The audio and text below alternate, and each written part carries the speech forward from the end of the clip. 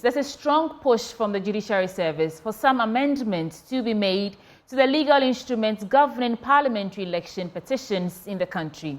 This proposal targets reducing the number of days spent in adjudicating such cases. Currently, a petitioner has 21 days to file a case on any election outcome. However, Chairman of the Election Management Committee of the Judiciary Service, His Lordship Justice Paul Bafo-Boni, said this provision is putting more pressure on the courts and must be repealed or amended.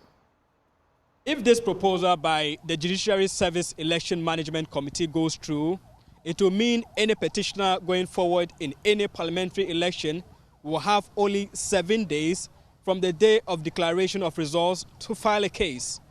His Lordship Justice Bafo-Boni, Chairman of the Judiciary Election Management Committee, says this will save cost and time at the courts.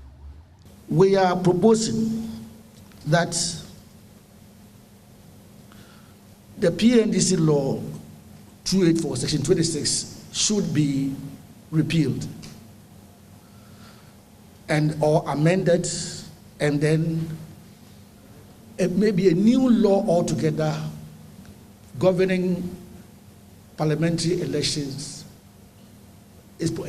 Procedure is set out completely in a new law. CI 47 provides that appearance shall be filed within 8 days and defense filed within 14 days. So a respondent seeking to delay the process actually has 22 days within which to file a response. This is too long. In reaction to this proposal, some political parties are kicking strongly against it. I'm so up to the 21 days. I strongly believe that the 21 days is what we need. I mean, putting up a very solid petition requires and entails a lot of diligent work.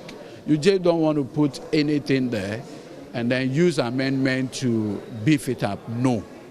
If you are going, you are going. If you are not going, you are not going. 7 days is a bit too short, if you ask me, because for those of us who have been doing this thing for a while, yes, people think that it is just easy to put stuff together to contest an election petition, but you should take into consideration that this is an election which has been fought and won by a particular candidate, and you want to reverse that decision.